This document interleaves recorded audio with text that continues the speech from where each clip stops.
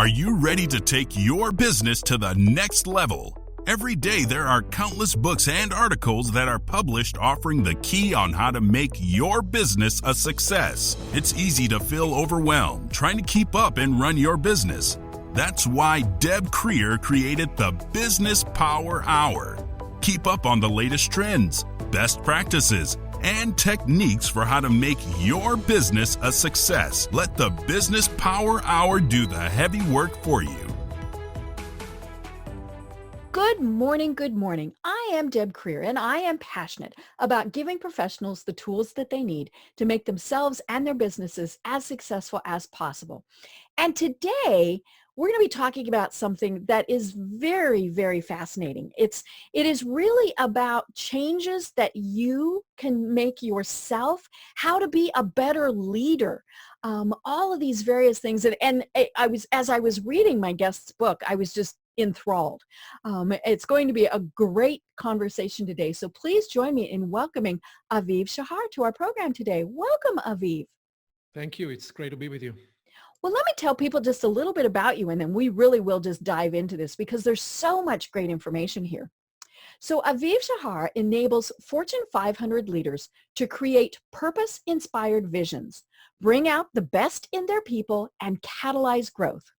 President of Aviv Consulting and the author of the book Create New Futures, Aviv guides executive teams at companies such as Cisco, HP, Lufthansa, P&G, and General Mills to produce breakthrough collaborations that dramatically accelerate the achievement of their business results.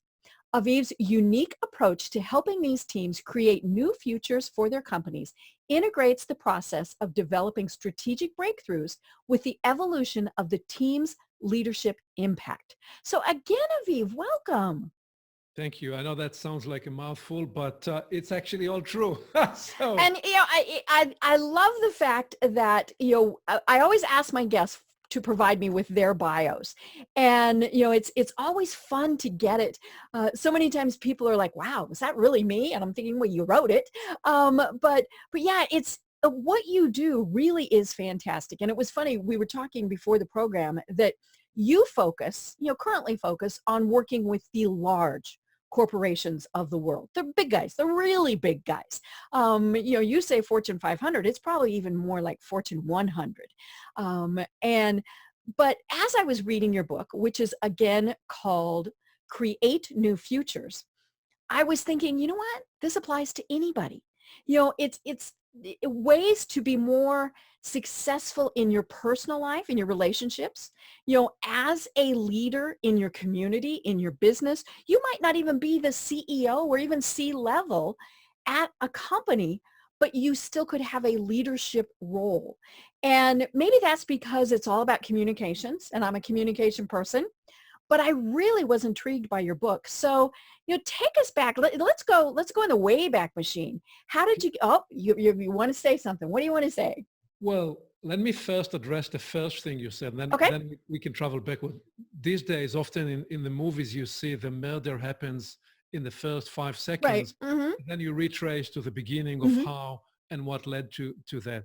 So the first thing you said was that you focused on my clients. And the fact that I work with senior executives in Fortune 100 companies. And the question is why? Right. And why and how did I get to do this work? It's because I want to be relevant and provide value upfront to your listeners right here, right now. Perfect. The most successful people in business are extraordinarily clear and laser focus on who are their ideal clients, who are the best people they serve. And they come to that realization through a deep understanding of themselves, of their core passion, of their core capability, and of the services and the solutions they can bring to market. And therefore, how and who should they serve? Well, I became very clear that I wanted to do small number of projects a year and go deep with my clients. Right. And I also became very clear that you're in communication and social media, so you'll appreciate that I became very clear that 99% of my consulting practice was going to become a referral base, Right. the old-fashioned way. Mm-hmm. One person telling another person, I know how much you hate consultants, you have to talk to Aviv, is very different. This is actually a true statement Right. of how somebody from Hewlett Packard introduced me to somebody from Procter and Right. Gamble. So, And at that level, a referral is very different. Well, just be honest about it. so a senior executive in a large company has a signing authority of $100,000 project and more, and that's what I wanted to do. I became laser focused on these kind of projects, because if you do the math, it's a lot easier. Suppose you want to run a practice of $500,000 or a practice of $1 million. Well, it's easier to acquire and manage 5 projects of 100K than to acquire and manage 10 projects of 50K. Right. So I don't know how many people in listening to this show, this is how they will approach what they do, but this is at least one factor to consider what kind of practice you want to be in. Right. And so that is just to offer a sense of clarity about why and how I found myself serving those kind of executives. Right. Yeah. And I mean, that's shooting high. Holy schmoly, is that shooting high. But that is part of who you are. And it does come through in the books, but or in your book and in your materials.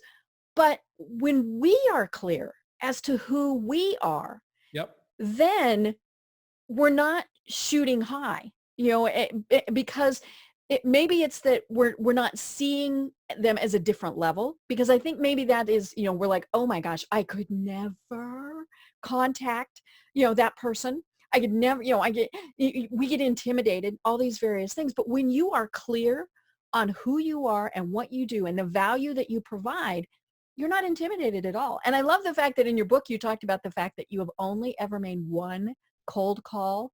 I love that. I love that. I hate cold calls. And I don't actually make them myself either. But when you're clear about, as I said, who you are and the value that you offer, you're not intimidated. Exactly.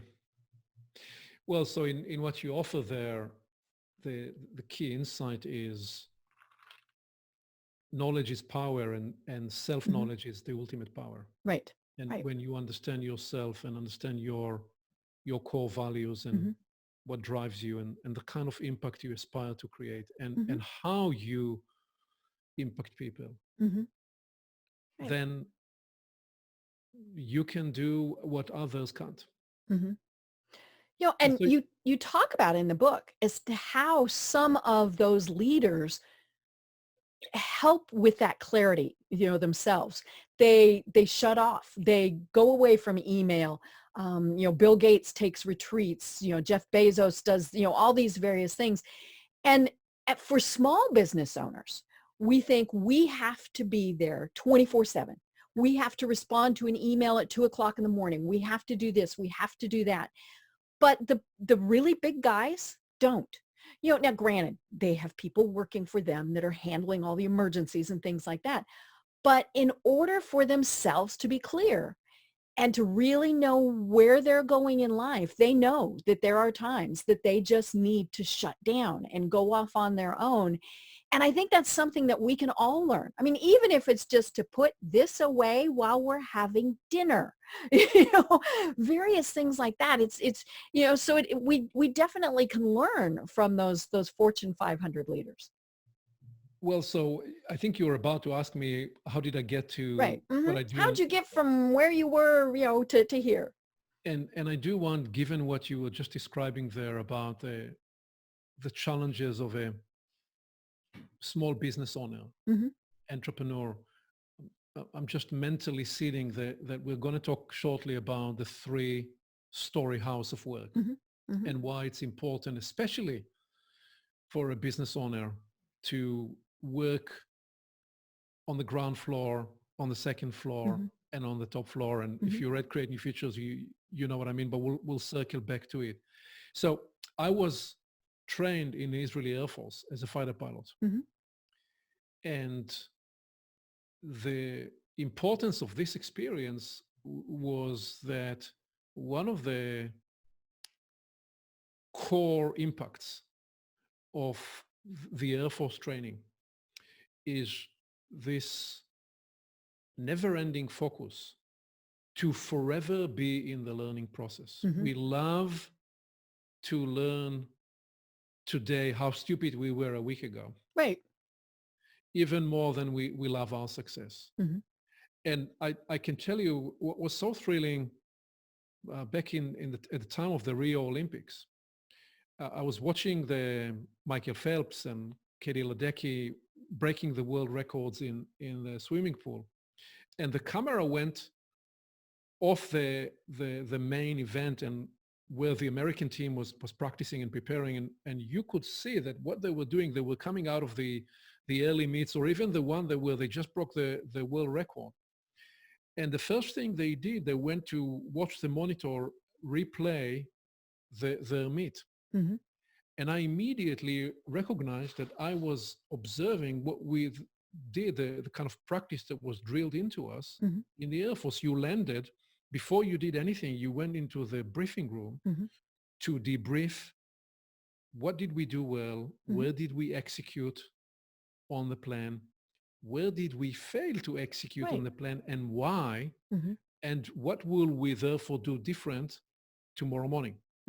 So this intense focus, uncompromising focus, to forever be in the exercise of debrief is a lifelong message or ethos that I've taken into my work and have shared with many senior executives. Because if we are to be successful, truly, if we are to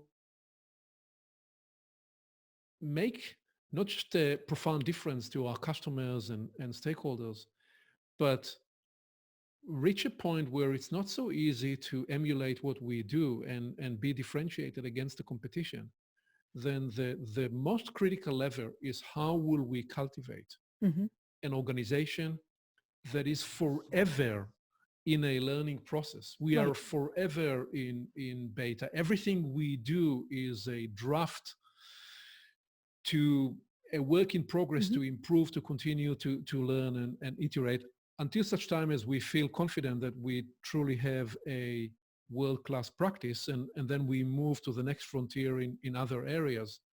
But that and the readiness to cultivate a culture with the people around you where everybody can learn from everybody. It may be somebody new who just walked in and they're the youngest employee, but they perceive something that can be done better.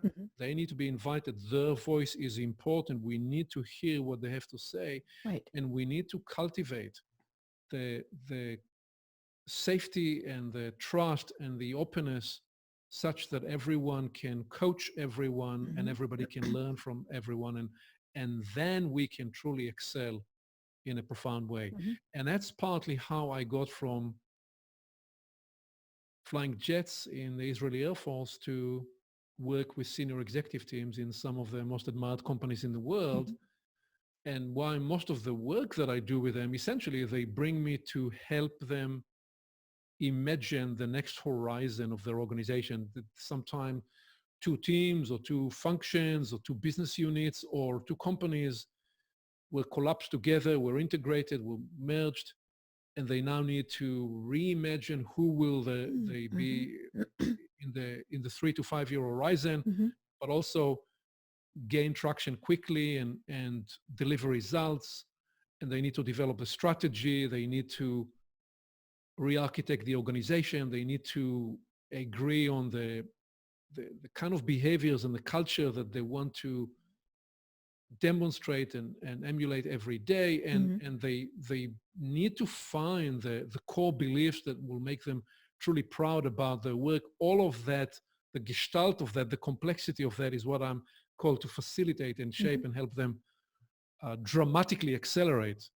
And sometimes people say in the end of a 3 or 4 day retreat or a workshop like this, we've just been able to accomplish 3 months work in 3 days sometimes, because not only have we developed the agreements and the alignments that were so critical for us, we struggle to develop. It's also how we learn to appreciate each other around the table in a whole new way, at a whole new level, and what that will allow us to do moving forward, because we are now playing to each other's strength, Right. and we are operating at a higher level. So all of that, if you like, and more, emerged from initially my journey, my inquiry that emerged after the Air Force, which was, how do we produce the most profound learning with individuals and with teams, and how can high impact learning, how can we tailor an experience where the learning and the peak experiences that we can create will lead to the highest possible performance for operational teams, leadership teams, and such. Right. And of course the premise is that we have to have great communication. We talk about that all the time. Communication, communication, communication. But you take it to an entirely different level. And that was what really caught my attention, because it's not just communication, it's conversation. And so explain to us the difference and why conversation is actually what is the absolute critical piece. Well, let me give you first the intro. You kind of gave the answer, but I like to play riddles with my clients, because people remember riddles because they struggle to find the answer. It gets our brain going. That's right. And the question I like to ask them is, what do you believe is the highest leverage that's available for you as a leader? And sometimes the leader will say, well, I'm the boss. I get to allocate our resources. So I get to set priorities and allocate resources. And I say, it's a great answer, but I'm looking for an even higher altitude answer. So they will think for a minute and will say, I think the right answer is that I actually get to set the mission and the vision and the share this with my team. And the answer to which is it's the right answer, but how do you use your purpose? How do you use your mission? How do you use your vision?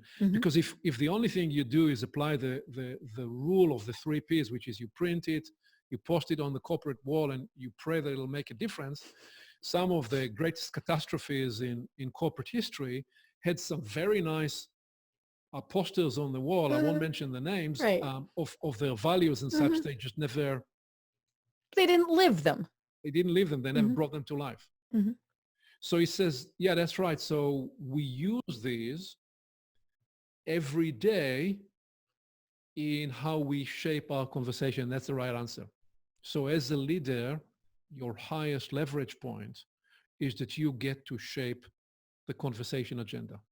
Because whether you have a small team of 5 people or whether you have a large team of 15,000 people, what is a team? What is an organization? An organization is not just the people and the org chart on a slide. An organization is the sum total of the conversations that are happening right now, this minute, in this human ecosystem. That is the life of the organization. And so to the degree that you're able to shape the conversation agenda, you're doing much more than just allocating dollars to priorities. You're shaping the currency of leadership. What I'm proposing is that the currency of leadership is an organization. So now why is this such a game changer idea? And why do we clearly identify that communication is important, but conversation is higher level insight about the currency of leadership? Well, if you woke up this morning and you showed up in the office, and let's say you have in your office 20 people, or if it's a small organization, or you have 20 people, but you're actually influencing many, many thousands of people. If you remember that as a leader, your highest influence and the currency of leadership for you is conversation, the first thing you remember is to make sure the conversation loop is never broken. Conversation has a give and a take. I communicate and I listen, I receive. If that communication loop is broken, the currency of your influence is broken and is tremendously diluted. Mhm. Well, and how many times, and this was what struck me when I was reading your book, are we in the position where that loop really is broken? It is a one-way conversation. You're told this is how you're going to do it. This is, I'm the boss. I'm the mom. This is how you're going, and you don't allow any conversation at all. And it might not be quite that abrupt, but we know, okay, I'm just the little person downstairs in the marketing department. I really can't go talk to the CEO, or I can't raise my hand in the meeting. Really is just a one-way communication as opposed to a conversation. And and I've lived through that so many times with companies where I have worked for, and I've probably been that way, where it really was just, the one way. And it's not that we're intending to shut people down. Part of it is our ego. We're the boss, we're the mom, we're the president, we're the whoever. So we know better, and then part of it is, oh, we don't want to be told we're wrong. So how do we get through that and Well, really have this open flow? so first, if you're the marketing person, you ought to be able to talk to the Right. Mm-hmm. CEO, because you're actually shaping the company's Mm-hmm. message to the world. And we also have to recognize that when we talk about conversation, we are not talking merely internally. We're also Mm-hmm. talking about the Right. Mm-hmm. conversations with our partners, Mm-hmm. conversations with our customers Mm-hmm. and clients, conversations with the entire ecosystem, Mm-hmm. recognizing that the currency of the ecosystem is not communication, it's Mm-hmm. conversation. It's a Right. continual learning loop, and Mm-hmm. that every conversation, the essence of a conversation is a learning loop. Once we realize it, we can never step back from the implication. The two other reasons first to why, once we realized that conversation is the currency of work, we approach work differently, Mm-hmm. is we now have a new measure for impact Mm-hmm. and for effectiveness. Because you may be stepping into a sales conversation, you may be stepping into a conversation with your team, and you ought to ask yourself, what will successful conversation look like? What will I hope to achieve in this Mm-hmm. conversation? And then you should work backward and say, so what is the best way to shape this conversation? Mm-hmm. Should I launch this discussion with a series of inquiries? Mm-hmm. So as a leader, once you realize that conversation is what you're in the business of, you become extraordinarily interested in the art and science of creating and choreographing high impact conversations. And you ask, what is the best way to have this conversation? And by the way, could we lead to achieve the outcome we desire in 20 minutes rather than in 2 hours? Mm-hmm. And you therefore have, as I said, a new measure, Mm-hmm. which is, ask yourself at the end of the meeting, how effective were we in achieving Mm-hmm. the outcomes we wanted to achieve in this conversation? And maybe the outcomes were to agree on a set of priorities, or to set an outline of a proposal, uh, and or to solve a problem.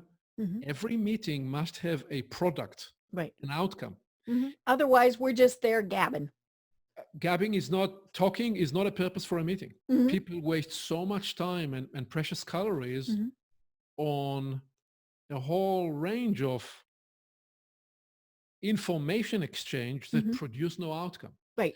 The whole approach of the new approach to work is it is outcome based endeavor. Mm-hmm. What are the outcomes you're hoping to produce? And therefore, what are the conversations that you must develop? Mm-hmm. The third reason why I teach this idea of the conversation currency, the currency of conversation to leaders, is the following. If you want to create a new future with your team, a new organizational future, a new business future, new set of outcomes, where do you begin? Mm-hmm. you begin with new conversations. Mm-hmm. If you are engaged today with the same conversations you were engaged in last year, and tomorrow you stay in the same conversation, then by design, you will end up where you are. Right. So the actuality of a vision or a mission or how we're going to grow, how we're going to reimagine our position in the market, how we're going to rebrand ourselves, how we're going to come to market with new solutions, what opportunities are available for us to innovate. These are all new conversations. Mm-hmm. And we have to shape them and engage the people working with us and for us Mm-hmm. to enable these outcomes. Right. If there is a fourth reason, it's what you said, which is that because if you're the boss and you think that you're in a one-way communication game, you may get compliance Mm-hmm. for a while, Mm-hmm. but you will never get the committed engagement and Right. the enthusiasm and the excitement that you will get from a group of people who Mm-hmm. are invited to co-create their own future. One of the reasons I got into practice about, with the center of which my consulting, the center piece of my consulting practice is indeed strategy and innovation. But the essence of this is creating your new organizational future. Mm-hmm. And one of the reasons that became the focus of my work was a simple discovery and epiphany, which was that there is nothing as exciting for people as inviting them to help shape their own future, Right. their own destiny. Mm-hmm. If you want to get the best creativity, the most innovative ideas out of your people, you must find a way to engage them Mm-hmm. in co-creating their own future. That Right. means an open set of conversations. That Mm-hmm. means you are the leader getting interested in a set of inquiries rather than just a set of answers. Mm-hmm. That means becoming truly interested in the nature of talent you're surrounded Mm-hmm. with and what enables these people to work at the highest level, which means you need to get interested in getting to know them Mm-hmm. at a deeper level. They are not just machines Mm-hmm. or economic units working for you. They're human beings with passions, with hopes, with aspirations. Mm-hmm. All of that is relevant if we are to create truly transformative performance with our team. Right. And unfortunately, we hear about the ivory tower, the top level, the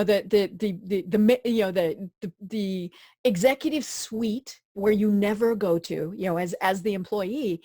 And I love it when the senior level folks, doesn't matter if it's the president or whatever, when they do come down out of those ivory towers. But if employees aren't used to it, it scares them half to death. I worked for a very large company for several years, and we had the top level, the top floor where the C-level was. And our president decided, he was going to go and he was going to walk around. And so all the rest of the floors had cubicles that were, the 5-foot walls. So you could see him walking around. And I mean, he really did do it with the best of intentions, but it scared everybody half to death. Why is he here? What's he looking for? He's coming to fire me. And so he hadn't had those preliminary conversations with anybody to let them know it's okay. And I mean, people literally hid. They could see him coming and they would run and hide. And so that, it completely obviously defeated the purpose, but it was just an interesting concept that, didn't quite work out. Well, there are no ivory towers anymore. Right. There are no secluded offices, not in this day and age. There shouldn't be. Where when the company is exposed in social media, which is your space, right, everybody is on the front line. And to the degree that the CEO is interested in the company's brand and the company's future, the brand begins on the inside with your own employees. So you begin by cultivating an environment where deference is not a blockage. People should actually speak their mind. Right. And if you have a fear-based environment, you're missing on a tremendous amount of ideas and innovation and all those things. But the other thing that what you said triggered for me. I promised to address the three-story house, and you Right. said Yeah. come, Yeah. Yeah. come Mm-hmm. from the top floor. Mm-hmm. Well, what I share with teams that I work with, and this is relevant whether you are leading a small company or whether you're leading a very large company, is recognize that you can envision work at three levels. Mm-hmm. And my premise is you actually, as a leader, you must attend to all three levels. So on the ground floor, people work in the business. Mm-hmm. If they're in sales, they work on the selling your product or Mm-hmm. solution. If they're in the purchasing, they are engaging the suppliers of the company. Mm-hmm. If they are in marketing, they are creating the next marketing piece. So that's the people work in the business on the ground floor. Mm-hmm. But we now recognize that if you are to really win in the market space, you cannot just afford to work on the ground floor. You cannot afford to show up to work to do only that job one, which is do your day job. You have Mm-hmm. to actually work on what I call the second floor of work, which is work on the business. Mm-hmm. The ground floor, you work in the business. On the second floor, you work on the business. That means your job two is to continue to transform, to continue to improve everything you do. And what we are discovering that to do that at the highest level, to perform at the highest level on the ground floor and the middle floor, in other words, to produce the best sales results or negotiation results or marketing results, that is the ground floor objectives, and to bring the best transformative ideas to how you perform work, you also need to work on the third floor, which is also your job three, which is to work on transforming you. Mm-hmm. So the ground floor is you working in the business. The second floor is you working on the business. The third floor is where you work on you. Mm-hmm. And my premise is that everybody, we should all show up to work, not merely to deliver results, Mm-hmm. but to engage in the exercise of work as a learning discovery. Mm-hmm. This is essentially what I shared with you on the front end in terms of my experience in the Air Force. Mm-hmm. You were never satisfied with what you achieved today. Right. Michael Phelps and Katie Ledecky they are not satisfied with the results of Right. the world record they broke today. They are Mm-hmm. thinking, how What am can I I do going, tomorrow? how Mm-hmm. can I shave another half a Mm-hmm. second from this performance? Mm-hmm. And so must we all do in every space we Mm-hmm. operate in. Right. And the way we do this is we get very interested Mm-hmm. in our own continual evolution and development Mm-hmm. as leaders. And guess what? When you do that, you will stand out in the Mm-hmm. crowd. You will never be left without. You will be promoted ahead of everybody else. Mm-hmm. And you will be seen as a thought leader in every space you operate. Right. And it is about that continual learning, and I don't care what, level, what position you have in an organization, or even if you are the organization of one, you have to be continually learning. What's coming around the corner, what new innovations are coming, all these things. And that comes back to creating the future. And I love, this was one of the first sentences in your book, and I've written it down. It's highlighted in yellow because it literally stopped me when I was reading. And I thought, And so, and my thought was, if I asked 50 CEOs this question, I probably wouldn't get this answer. And so the question is, what is your job? What is your role? And you start with saying a leader's most important job is to create the future. And that really, it did. It's here in yellow. It's highlighted, all these various things, because I thought, oh my gosh, that really is so true. Of course, so many people think, no, it's to, we got to get through this crisis. We've got to do this. We've got to do that. But if the business, and again, whether it's, you're a company of one or a company of 100,000, if you're not thinking about the future, your company might actually survive and be okay for a while. but it's going to get run over and it's not going to be successful. The 2 points about this statement. The first is, indeed, if you're leading a large organization, your job is to create the future. Mm-hmm. And the way you actually do that is you enable everybody else to participate in the co-creative act. You engage others in helping you create the future. It's not a one-person job. And this is where, again, you get to unleash the greatest talent. Mm-hmm. The second thing about it is recognize that why this is so critical, because you talked about the urgency of the moment and the crisis of today and what's broken today.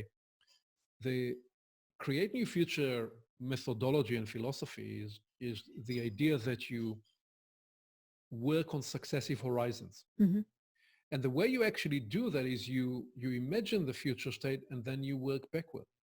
And people typically say, so, but why is that so important? Why is that so critical? Well, because if you try to solve the problem of today, you will perhaps come to a solution, but that solution may be suboptimal to where you want to be a year from now, 2 years from now. And so therefore, what you want to do is to imagine what we call Horizon 3. Horizon 3 is that future space where your vision, your mission get expressed. And it is situational, because if you're in biotechnology, Horizon 3 may be in the 7 to 10 years. If you're in aero, if you're in aviation or in building airplanes or biotechnology, because the process of innovation is so, in terms of cost and time, so much is involved.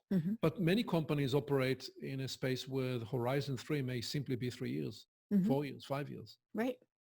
And you want to work then from that future back to today. And when you do that, it provides you an opportunity to solve the crisis of the moment, the challenges of the moment, in a way that is optimized to the desired future state. In other words, solve to the future rather than to the current state. Right.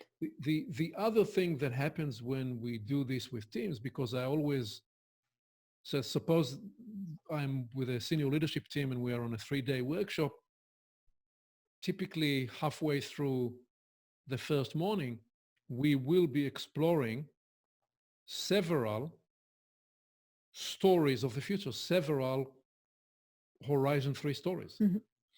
And my brief to them will be, please engage in this exercise in what I call zero gravity thinking, which means a thinking that is liberated, is unshackled by the current limitations and all the problems that we already know about today, because people are so good and so robust in holding themselves back to their own limitations, because they have proven to themselves time and again all the good things that cannot happen in this company. And we have to disarm those, and we do that by stepping into the future space and by engaging zero gravity thinking. And this is the point of, even if you're running your own small company, it is so easy to get in the craziness of the moment and the busyness of what you are trying to do here and now, and to fail to recognize that your first job is to not just solve to today, but actually indeed create that future. Right. And unfortunately, we tend in many cases to hear the opposite of that. I was always the person that would say, well, now why are we doing it this way? I was the little 3-year-old. Why? And what I hated was when someone would tell me, because that's the way we've always done it. And of course, that's the safe way. That's the way we know works. But ask, say Kodak, or companies that refuse, Pier 1, great example now here in the United States. The way we used to do it isn't going to work in the future. And I don't care what company you are, it's not going to work. Well, exactly. And the thing about creating your new future, you really have that very simple choice. You're either creating the future or you are responding to a future that somebody else creates. Right. So Are you catching up or falling behind? All those various things. So Amazon created the whole new future Mm-hmm. of service. You can criticize them a lot and you can dislike what they do in terms of how they destroy a bunch of segments in the economy, but that's a different conversation. They created a new future and they forced Walmart to respond, and Walmart is trying very hard now to create its own future by escaping the the frameworks and the Amazon solution. So this is something you have to consider, because it is my belief, Deb, that we are in business in only one of two ways. Now, this is what I'm going to say now for some of your listeners who run their own small business. This may be the golden nugget they want to take from this conversation. I believe you are in business in one of two ways. You're in business either because your service and your solution is mission critical for your customers. Mission critical is defined as my customer cannot achieve their mission without my service. So if I am producing a rare commodity or a rare component that is a critical piece in a bigger machinery that they are delivering to market, and I am their single source because it's a patent that I developed or acquired gazillion years ago, and I'm essentially the single source, I am mission critical. Right. They cannot fulfill their mission without my service. Most of us, or if I am a critical piece in the supply chain, I bring from point A to point B, I am the most efficient delivery mechanism, then I'm mission critical. Well, most of us are not mission critical. If you are we can be replaced. What's that? We can be replaced. We can be replaced. So I'm coming to the second way you can be in business. That's right. We are replaceable. And because of that, if you are not mission critical, the only other way for you truly to be in business and thrive is to create overwhelming value. Let me define creating overwhelming value. You create overwhelming value when you enable your customers to achieve their results much faster or much cheaper, in a cost much more efficient way, or at a higher level in a more differentiated way, or in a way that enables their teams to be happy and energized and engaged at a whole new level.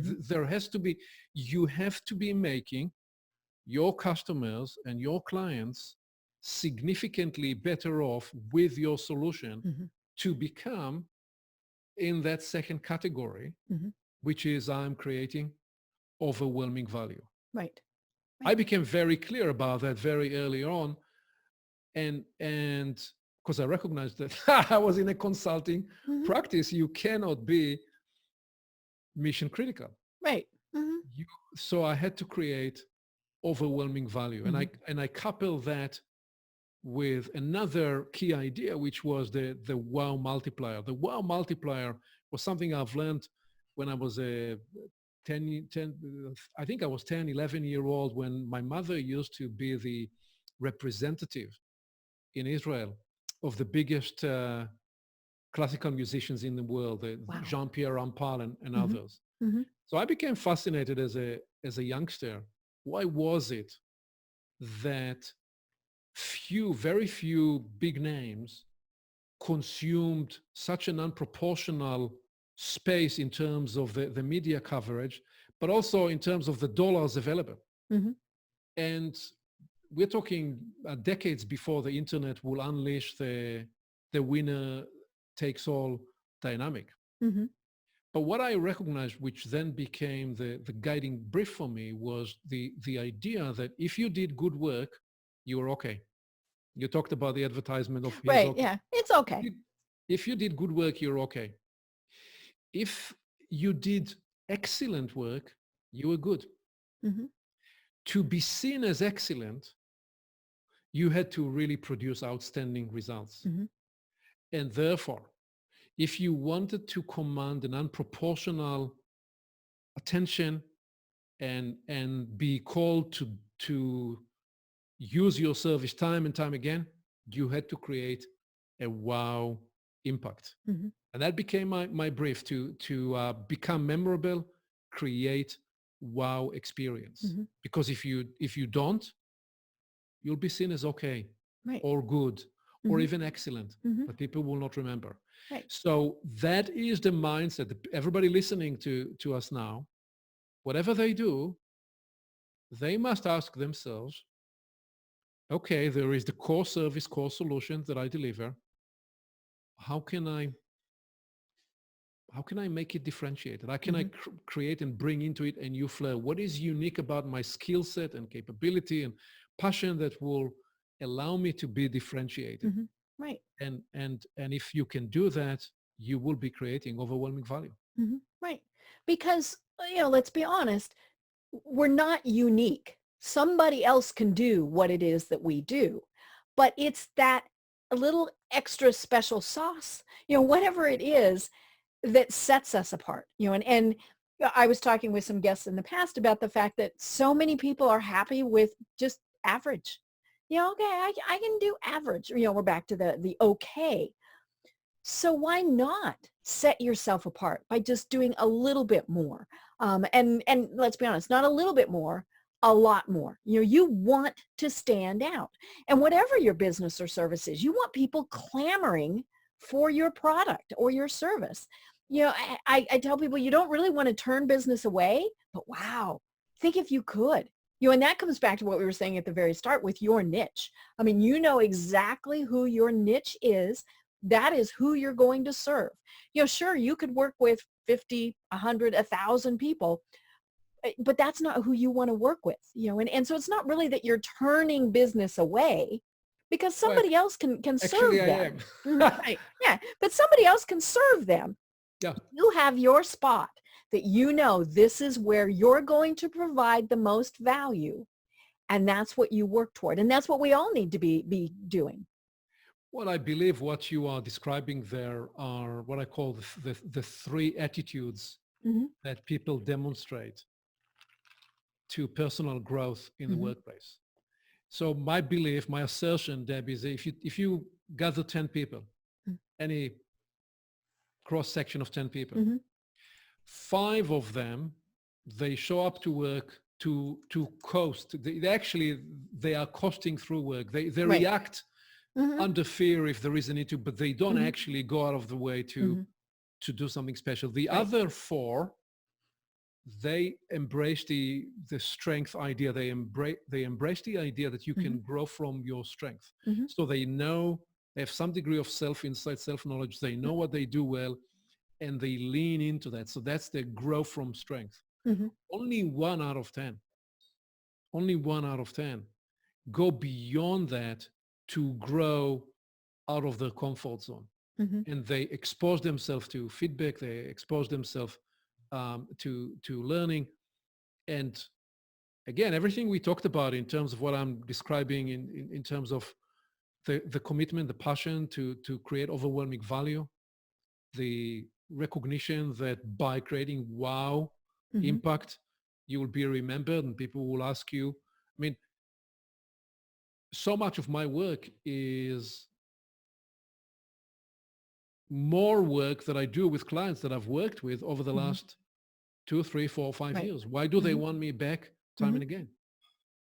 Because they get the return on investment. So when you create tremendous impact, you will have that kind of value in the eyes of your customers. They will seek you out. They will want you back because you help them produce. They almost see the overwhelming value you provide them. You almost are able to enter that initial category that I spoke about, which is mission critical. Right. And let's be honest, in many of those cases, they will pay that peak price also, because they see that value and they recognize, you know what, I could go with okay and maybe have to do it again, or, all those various things, or I could go with outstanding and wow and only do it once. Exactly. Exactly. So, uh, the message we are sharing here today is you cannot just get up in the morning and show up to work on autopilot. Mm-hmm. And in my experience, what underlies that is often a deeper inquiry. Mm-hmm. We're still early in the year. We started a new year. We started a new decade. I encourage everybody to reflect on the following. Mm-hmm. Life is not a dress rehearsal. This is the Right. real deal. This is Mm-hmm. the real thing. We are only here once. Mm-hmm. So therefore, it's not just about the results you achieve. The results are great, but do you find that the work you do is meaningful? Mm-hmm. Do you engage in the deepest possible way? Are you impacting the people around you in a way that makes you proud, that Mm-hmm. fills you with energy, with inspiration, because life is too short and too precious to just go through the Mm-hmm. motions Right. without actually inquiring with some deeper questions. Why Mm-hmm. am I here? Mm-hmm. How am I going to make a difference? Right. What legacy will I leave? Mm-hmm. What will I look back at with a sense of satisfaction Mm-hmm. and fulfillment and pride? All these are very important questions. Mm-hmm. What do I hope people will say about me when I'm gone? I mean, Mm-hmm. this is a question you want to ask Mm-hmm. if you need to catalyze in yourself that vibrant alertness Mm-hmm. that we should have about life and about work. Right. It's funny, when I work with people on their LinkedIn profiles, I tell them to think about what they want their obituary to say. Mm. And because that is kind of, at what you want, because it's not just, great business leader or, wonderful father. What are all of the various things in there? How do you want to, how do you want to, as you said, how do you want people to remember you? And, and it is sad that so many people just coast, but coasting is the easy way, and it's definitely the less scary way. I mean, the thought of taking an idea to a CEO and saying, what if we tried this? Oh my gosh. For so many people that I can't do that. I can't do that. But of course, it all comes back to the culture of the business. Has that CEO said it so that people know they can go, they can have those conversations. They're not going to be shot down. They're not, they're not even going to be told, nope, you can't go there. Can't go to that floor. That elevator has the special key. You can't get to that floor. It's all about, how everything is set up. In my book, Create New Futures, which by the way is organized not in chapters but in portals, Mm-hmm. and there is a reason why it is shaped in portals. There is a portal about culture, Mm-hmm. and I talk about the idea that Peter Drucker said that a culture would eat strategy for breakfast every day of the week. Mm-hmm. And I take it to the next level, and I propose that culture is the lift under your wings. You can pull the throttle forward all the way Mm-hmm. and have tremendous propulsion, and you can accelerate down the runway. But you're going to crash at the end of the runway if you don't have culture to actually Right. lift you up. Mm-hmm. And this is true not just in your business. It's true in, as you said, with the people around us, with our Mm-hmm. families. And I aspire very much that in the work that I do, I touch people in a way that will deliver not just results in the work, but that they leave and come back to their office and to their homes Mm-hmm. in such a way that they're operating at a higher level. Mm-hmm. Many people told me that the practice that they remembered most and was most effective for them was that in the workshop, we practiced the higher levels of listening. We practiced listening level 3 and level 4. There is also listening level 5 and 6 that I'm writing about in my newsletters, and anybody, by the way, is welcome and free to found my material on my website, Aviv Consulting, and to listen to my Great show, Create New Futures, and also access our newsletter. And we all that material that we talk about is shared freely there, because I'm at a point where, certainly for me, the journey now is a journey from success to significance.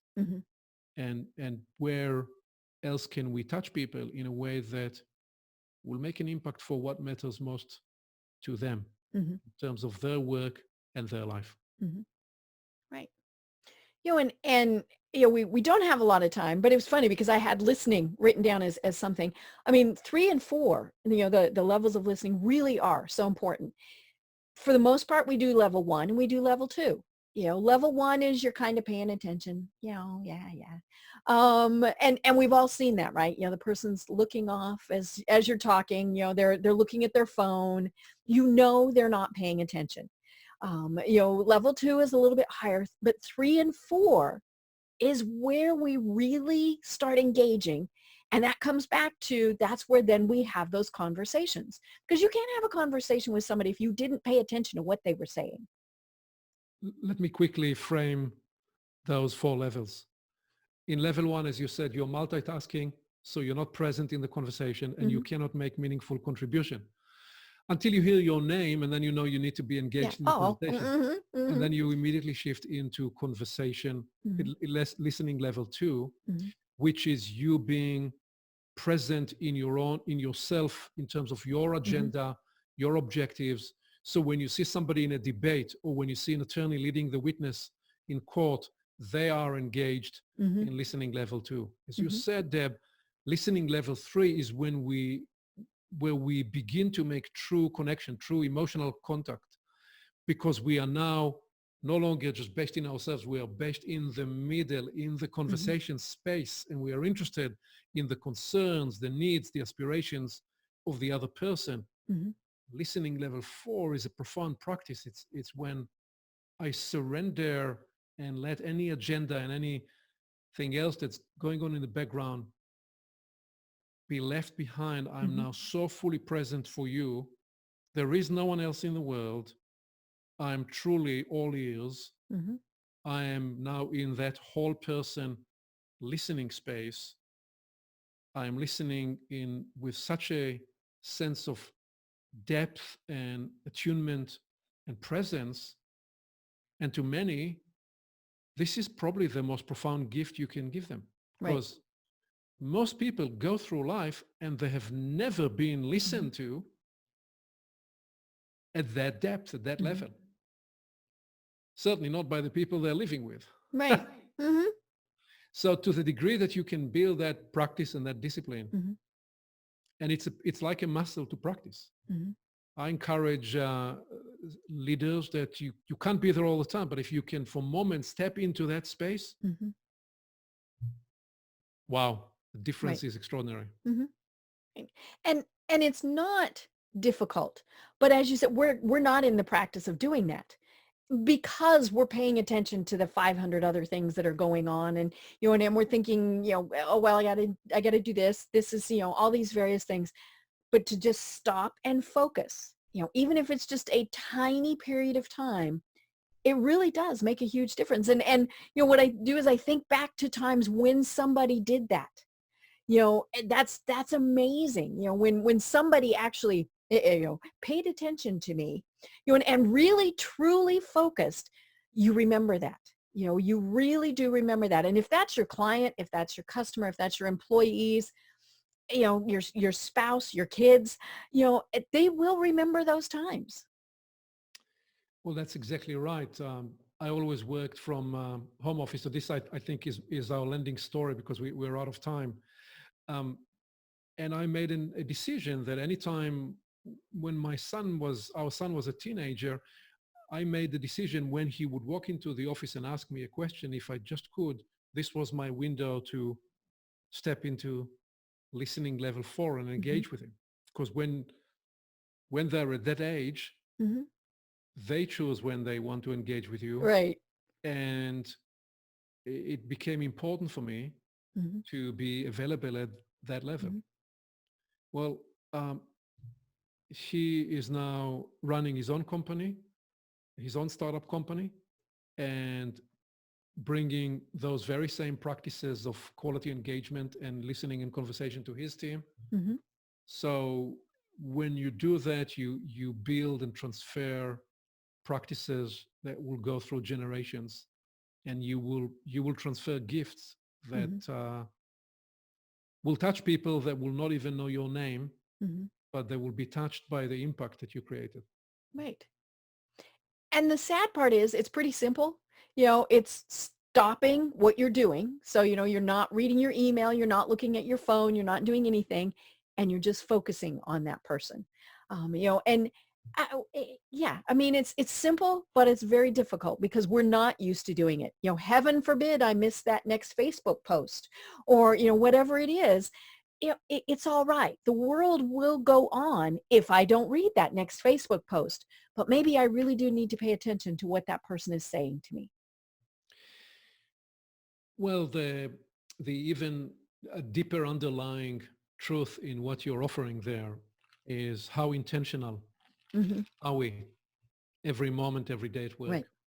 Are we running on autopilot, or are we present with a clear and focused intention? Because unless we show up with that clarity of intention, we will be taken by the storm of the moment and the ups and downs and the bull and bear markets of popularity and noise. And again, you're there to show direction, to offer a compass, and it begins with a sense of intention, a clarity of intention. And perhaps the one practice you need to embrace for that is to spend the first 10 or 15 or 20 minutes of your work every day, every work day, with some reflection time to be very grounded in what it is you're hoping to accomplish today. Right. I love it. Well, oh my gosh, Aviv, we are at the top of the hour and we've just scratched the surface on this. To me, this is fascinating. And again, it's not just for the big CEOs of the big Fortune 100 companies. This applies to everybody in everything we do in our lives. And maybe most importantly, it applies in our personal lives. Just think, if we put some of these practices into effect with our spouses, with our children, with, our friends, wow, just think what a difference we could make. Yeah, you're describing a game changer in people's lives. And when you make such a change, you change the world around you. Right. So we'll have to chat again, and I can't wait to do that. I think it'll be great to do that. But, before then, tell people how they find you and connect with you and work with you. The website is avivconsulting.com. They can find there also my own podcast show, and they can find me on LinkedIn with the same name, Aviv Consulting. And they can find Create New Futures on Amazon in all forms. And they will find their way they want to communicate with me on email or by phone and on any of those channels. Great. I love it. And as we mentioned, might not be that everybody's going to hire you as a consultant because you do have, a very defined level, but you've got so much great resources. So anybody can access that. They can read your book. It is great information. And I strongly encourage people. I mean, it is great information. Thank you very much. Great. Well, I have been having an absolutely fascinating time talking with Aviv Shahar. I'm Deb Creer. And until next time, everyone have a great day. Tune in for our next program for even more trends, best practices, and techniques for how to make your business a success. The Business Power Hour, hosted by Deb Creer, is proud to be part of the C-Suite Network.